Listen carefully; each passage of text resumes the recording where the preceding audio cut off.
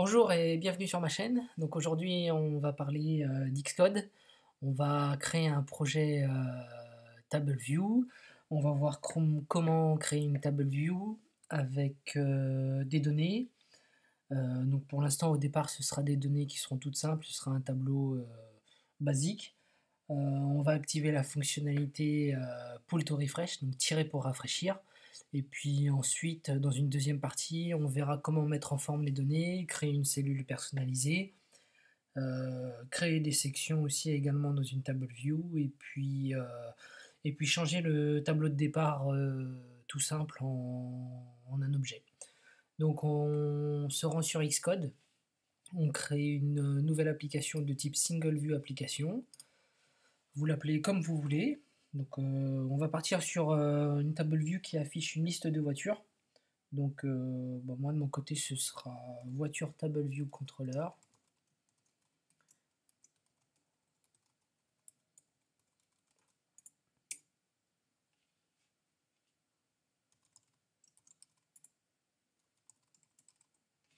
Donc moi j'ai décidé de commencer l'application, enfin de créer l'application uniquement sur iPhone. Donc comme ça on n'aura pas le storyboard d'iPad, comme ça nous gênera pas.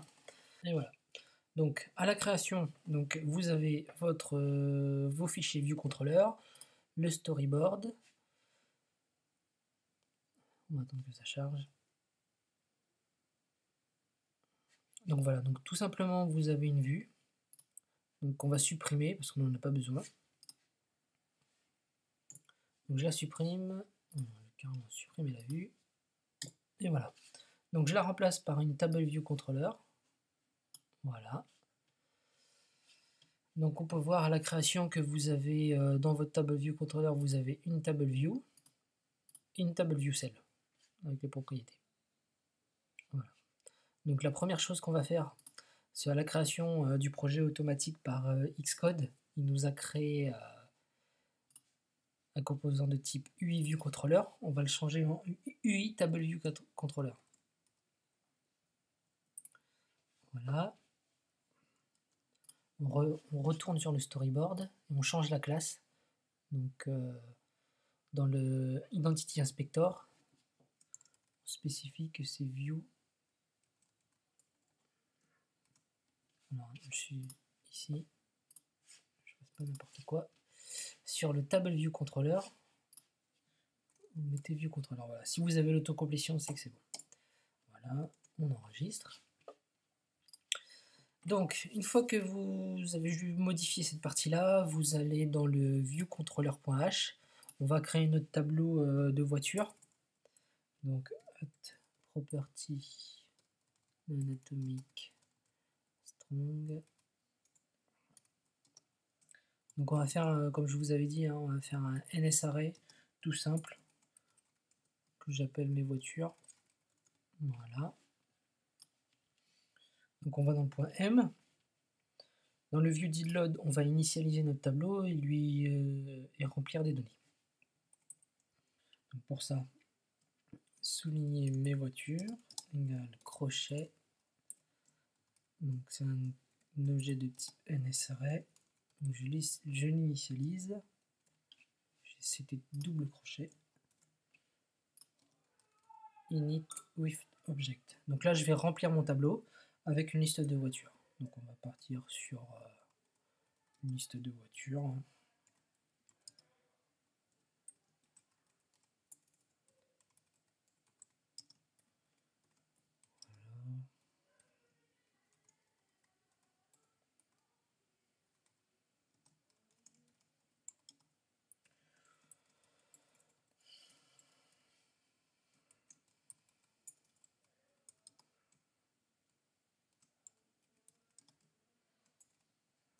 On va tout en français, Mercedes Classe. Et pour terminer, on va se faire plaisir, une Ferrari F430. Voilà. Donc votre tableau il est créé. Donc pour le fonctionnement d'une table view, au minimum, une table view a besoin de 3 méthodes. Donc il a besoin du nombre de sections nécessaires au tableau. Il a besoin de savoir le nombre de lignes par section et bien entendu le détail de la cellule à afficher. Donc pour ça, on va les créer à la suite de notre fichier. Donc ns integer number of section in table view. Donc ça, on va indiquer le nombre de sections qu'on veut dans notre table. Donc là, on n'en a qu'une seule. Après, on verra comment retourner plusieurs sections. On verra pour par exemple, classer les voitures par marque. Mais ça, ce sera dans une deuxième partie. Donc pour l'instant, on n'a besoin que d'une seule section. On fait return 1. Ensuite, on a besoin de spécifier par section combien de lignes on doit afficher. Donc là, il n'y en a qu'une. On va afficher le nombre d'éléments qu'il y a dans notre tableau mes voitures. Donc là, on a 1, 2, 3, 4, 5. Donc on va retourner 5 éléments. Donc pour ça, on va créer cette méthode nsinteger tableview number of row in section et on va faire return. Donc on va compter le nombre d'éléments qu'on a dans mes voitures count. Donc count va permettre de retourner le nombre d'éléments qu'il y a dans un tableau. Donc voilà. Et ensuite, pour terminer, on a besoin de créer notre cellule. Donc on a une petite particularité ici. Donc je vais la créer pour vous. Donc c'est un type UI TableView cell for at indexpath.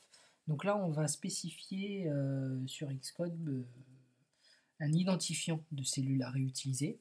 Comme ça à chaque création d'une nouvelle ligne, on va réutiliser les propriétés qu'on va créer ici. Donc pour ça on a besoin de créer un identifiant. Donc statique,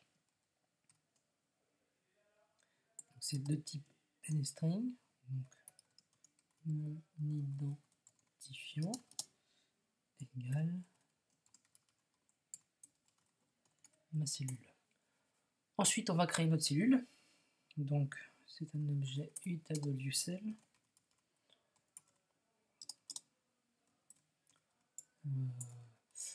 TableView et on va utiliser cette propriété. Donc on va réutiliser l'identifiant, donc qui s'appelle mon identifiant.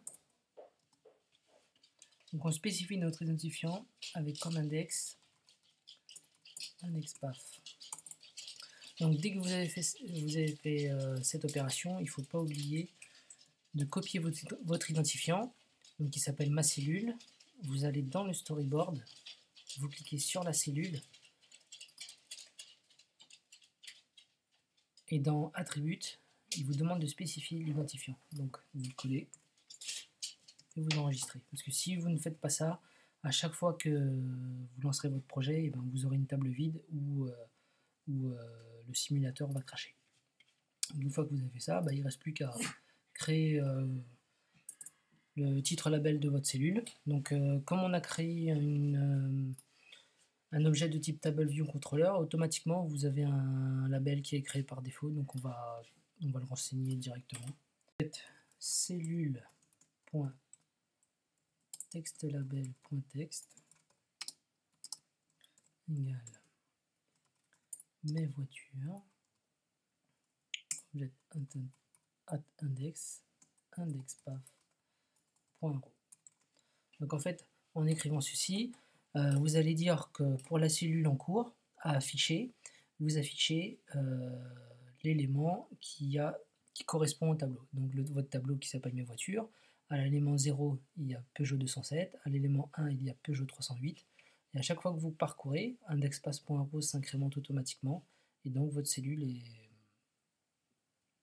renseignée avec la valeur du tableau qui correspond. Donc pour terminer, vous faites return cellule et vous pouvez compiler votre projet.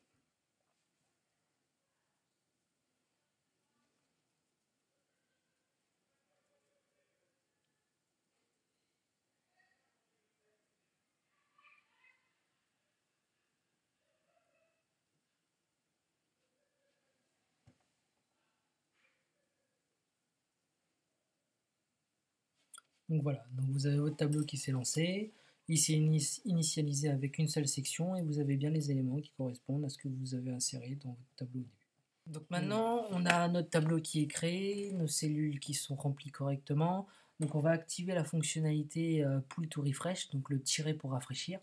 On va pour cela utiliser une fonctionnalité qui est prédéfinie dans Interface Builder. Donc au départ, lorsqu'on a inséré notre Table View Controller, donc il y a une option dans la Table View Controller qui s'appelle Refreshing, qui par défaut est désactivée.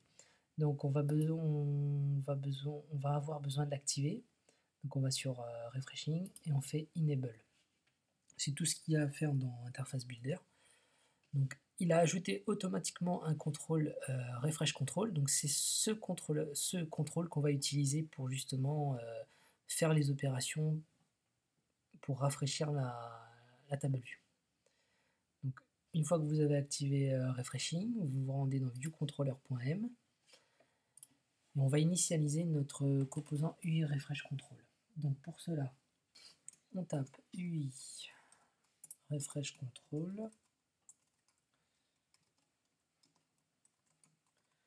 UI Refresh Control Alloc.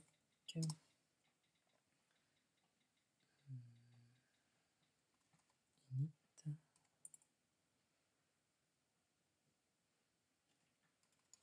Donc on va lui spécifier un titre qui sera ns attribute string.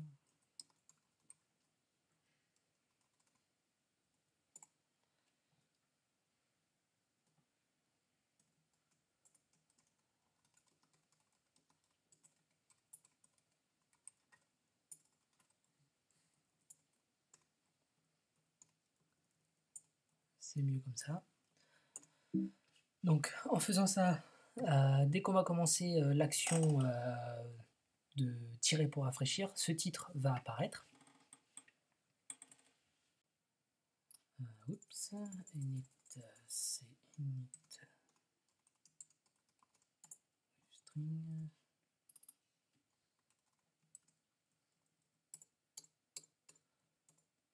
Voilà. Ensuite, refresh. Donc on va l'ajouter sur le contrôleur en cours. L'action, donc quand on va commencer l'action justement de tirer pour rafraîchir, on va lancer une fonction qu'on va appeler refresh view. Control event et ensuite c'est quand la valeur change. Voilà. Et on n'oublie pas self.refresh control et le refresh. Donc voilà. Donc dès qu'on va commencer à justement faire l'action de tirer pour rafraîchir, on va lui mettre un titre et ensuite on va lancer la fonction refresh view. Donc void refresh view refresh control et on reçoit en paramètre l'objet refresh.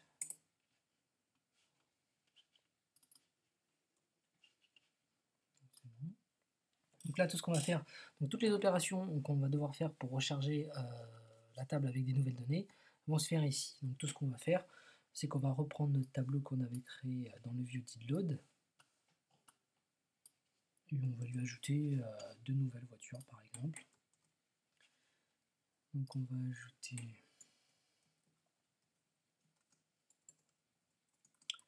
une Renault Mégane et une Aston Martin DB9. Donc là on a recréé notre tableau avec de nouveaux objets et tout ce qui reste à faire, c'est de dire à la table view de se rafraîchir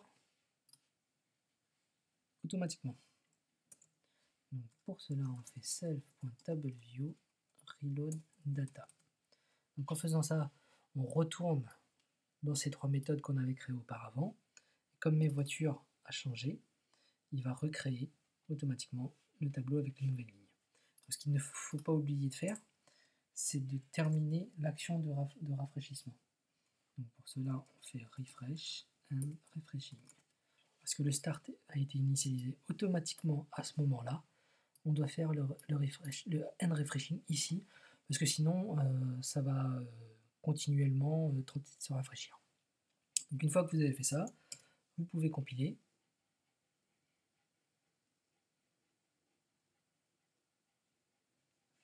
Donc on a bien notre table view avec les 5 premières voitures. Donc si que je commence, tirer pour rafraîchir, et voilà, on a bien nos nouvelles voitures qui ont été ajoutées automatiquement. Voilà, donc si je voulais peaufiner un petit peu, ce qu'on peut faire, c'est changer le titre du refresh. Je prends l'attribut title égale ls string.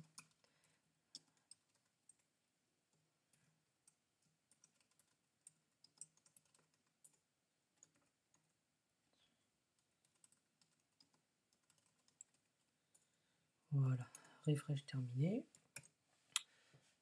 On va réessayer. Tirer pour rafraîchir, refresh terminé. Voilà. Dans la deuxième partie de ce tuto, on verra comment créer des sections. On va trier le tableau, on va afficher des sections par marque. On verra qu'il y aura une section Peugeot, on verra toutes les Peugeot, une section Citroën, une section Mercedes et ainsi de suite.